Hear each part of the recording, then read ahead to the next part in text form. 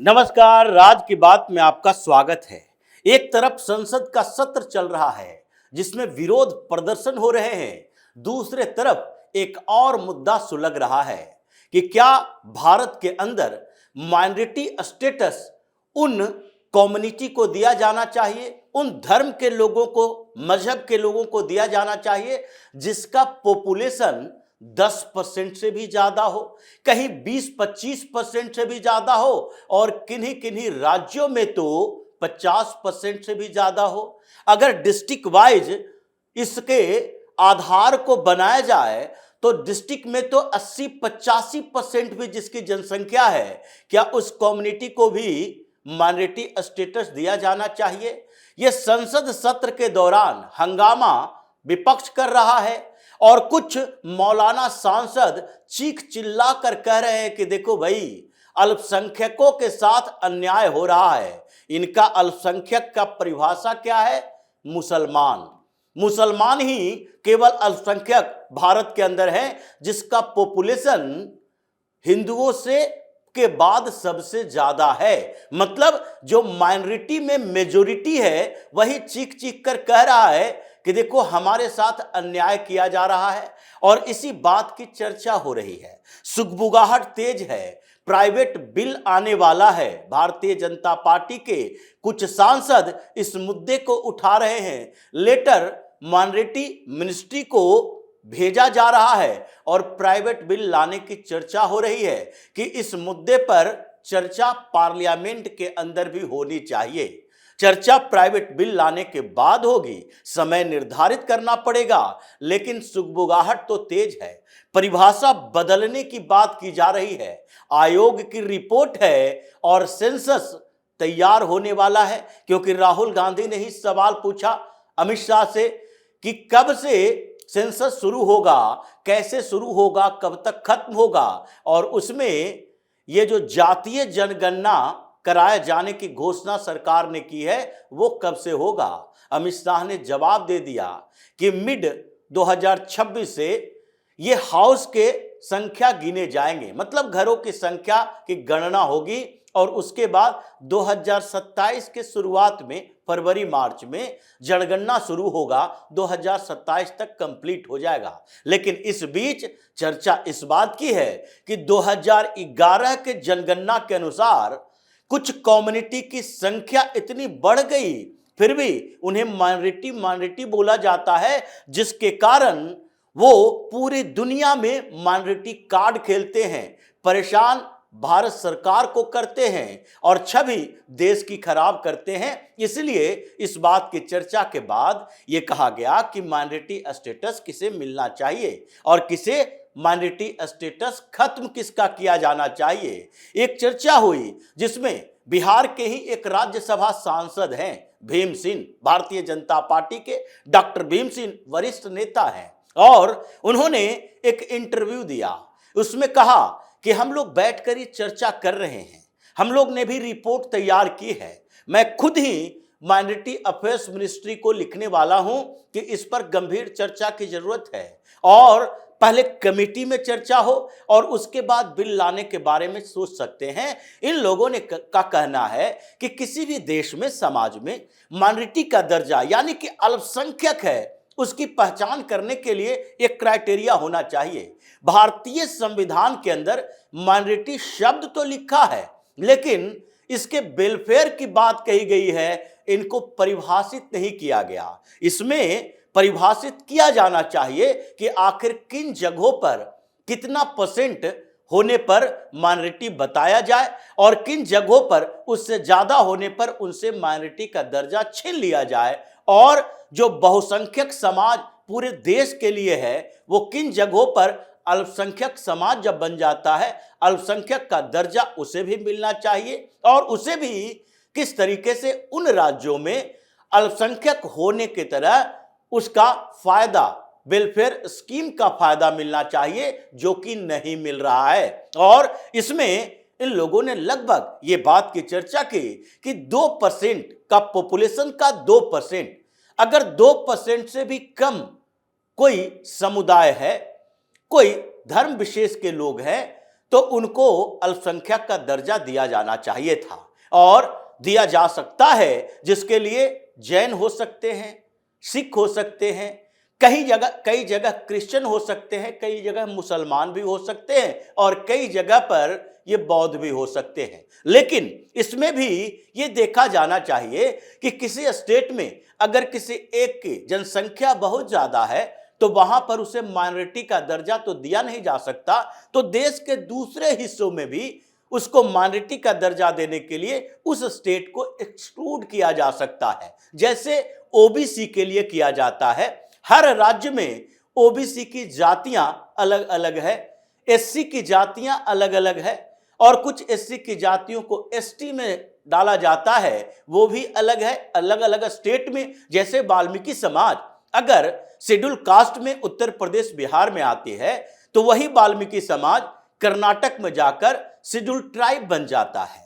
उसी तरीके से गुज्जर मीना की बात भी है, अलग अलग जगहों पर अलग अलग कैटेगरी में रखे जाते हैं। और इसके अलावा ओबीसी की बात की जाती है, कहीं बिहार में पटेल अगर ओबीसी में आते हैं, गुजरात में वो पटेल ओबीसी में नहीं आते, वो वहां पर ओबीसी स्टेटस के लिए लड़ाई कर रहे हैं, झगड़ा कर रहे हैं। उसी तरीके से माइनॉरिटी को भी परिभाषित करना चाहिए। ये क्या मामला हो गया कि एक बार संविधान में माइनॉरिटी शब्द लिख दिए, उसको परिभाषित नहीं किया गया, तो फिर उसको उन सारी सुविधाएं दी जाती रहेगी अनंत काल तक, जितने समय तक रहे, चाहे उसकी जनसंख्या 3-5% से बढ़कर 15%, 15 से 25% हो गई हो, कहीं कहीं 50% हो गई हो, फिर भी वो माइनॉरिटी है तो माइनॉरिटी ही रहेगा। इसे चेंज करने की जरूरत है और इसलिए ये जो आधार बनाया जा रहा है उसमें डिस्ट्रिक्ट लेवल पर भी माइनॉरिटी के लिए ये जनगणना होगी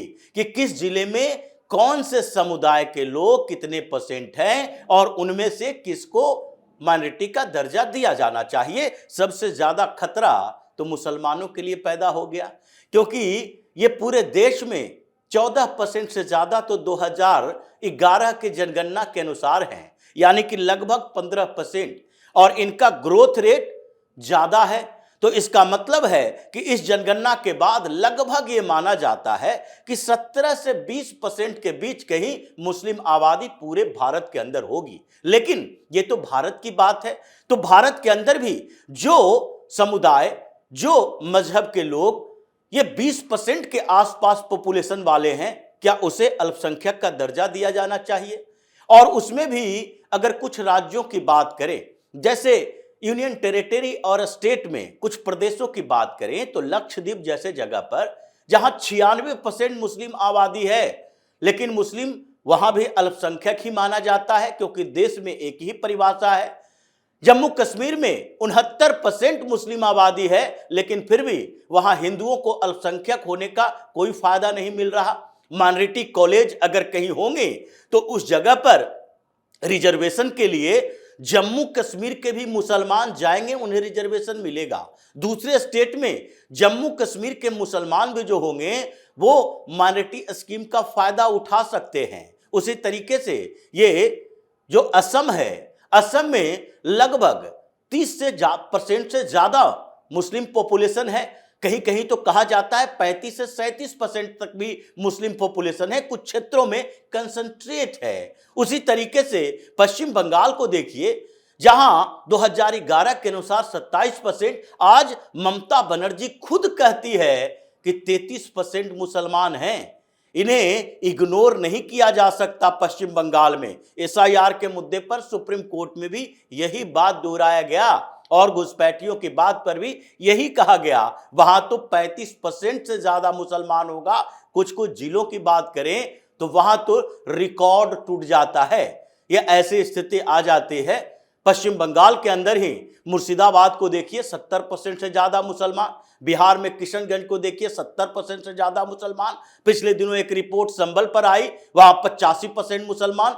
तो डिस्ट्रिक्ट वाइज ये जनगणना की बात चल रही है और माइनॉरिटी स्टेटस अलग अलग जगहों पर मिलेगा। जहां मुसलमान 2% से नीचे हो वहां पर मिलेगा, जहां सिख 1-2% से नीचे हो वहां मिलेगा। पंजाब में सिखों को माइनॉरिटी नहीं कहा जा सकता। इसी तरीके से बौद्ध जैन की भी बात है, पारसी की बात है, ये माइनॉरिटी है, हर जगह पर माइनॉरिटी है, इनको ही माइनॉरिटी माना जाए। लेकिन इन वर्गों से, इन समुदायों से, इन लोगों के बीच से कोई आवाज नहीं उठती। बस आवाज उठाई जाती है मुसलमानों की तरफ से। अल्पसंख्यकों के अधिकारों की सुरक्षा के लिए और उसका हनन हो रहा है। अल्पसंख्यक खतरे में है, परेशानी पैदा की जा रही है। यह क्या सिख समुदाय से की तरफ से उठाया जाता है? क्या जैन, बौद्ध या पारसी समुदाय की तरफ से उठाया जाता है? यह केवल मुसलमानों की समस्या है। और जैसे ही इनसे अल्पसंख्यक का दर्जा छिन जाएगा, उसके बाद ये बोले तो सिर्फ इतना बोलना पड़ेगा कि नहीं, मुसलमानों के साथ अन्याय किया जा रहा है, उसके इर्द गिर्द अल्पसंख्यक शब्द मत जोड़ना। और यही विपक्ष की बड़ी परेशानी है, क्योंकि अभी विपक्ष के नेता जब भी बात मुसलमानों की होती है तो ये माइनॉरिटी शब्द बोलते हैं। ये डायरेक्ट मुसलमान नहीं बोलना चाहते, क्योंकि दूसरे तरफ हिंदू नाराज हो सकते हैं, इसलिए ये माइनॉरिटी बोलकर निकल जाते हैं और मुसलमानों को केंद्र में रखते हैं। लेकिन वो सारा पलड़ा उल्टा हो रहा है, क्योंकि एक तरफ तो अभी वक्फ बोर्ड के मुद्दे पर ये मौलाना गैंग परेशान है, उसे डबल डोज देने की तैयारी चल रही है। वक्फ बोर्ड पर सुप्रीम कोर्ट ने मना कर दिया कि नहीं, 6 दिसंबर से आगे ये उम्मीद पोर्टल का डेट नहीं बढ़ेगा, रजिस्ट्रेशन 6 दिसंबर तक होगा। अलग अलग मामलों में आप जाइए और जाकर ट्रिब्यूनल में आप मुकदमा दर्ज कीजिए कि मेरी प्रॉपर्टी छीन ली गई है। और 50% से ज्यादा ये रजिस्टर्ड प्रॉपर्टी नहीं हुई है, हर जगह की रिपोर्ट है। अभिषेक मनु सिंघवी में सुप्रीम कोर्ट में भी कहा था कि 50% से ज्यादा नहीं है। पिछली बार कपिल सिब्बल ने भी यही बात कही थी कि देखिए 10 लाख से ज्यादा लोगों को, मुतविलों को जाना पड़ेगा ट्रिब्यूनल के पास, क्योंकि ये प्रॉपर्टी की बात है, एसेट की बात है, संख्या की बात है। ये 9 लाख से ज्यादा जो वक्फ की प्रॉपर्टी है, जिसमें 4,40,000 से ज्यादा प्रॉपर्टी ऐसा है जिसका कोई रजिस्ट्रेशन नहीं है। तो एक तरफ तो 72 घंटे बचे हैं, उस बीच में इनके वक्फ बोर्ड की 4 लाख से ज्यादा प्रॉपर्टी जाने वाली है। तो दूसरे तरफ अल्पसंख्यक के दर्जे पर जो कैंची चलने वाला है, जिसकी चर्चा तेज हो गई है, ये मौलाना गैंग के लिए डबल डोज है, जिससे अभी और हंगामा होगा। ये हंगामा खत्म नहीं होगा, ये जितना हंगामा कर सकते हैं करेंगे, दंगा भी करेंगे। लेकिन अब स्थितियां बदल चुकी है, तो इसी आधार पर आगे सरकार भी कार्रवाई करेगी। तो इसी तरह की खबरों के साथ फिर से हाजिर होंगे, तब तक के लिए बने रहिए हमारे साथ और देते रहिए हमें सहयोग, ताकि इसी तरह की खबर हम आपके लिए लाते रहें। धन्यवाद।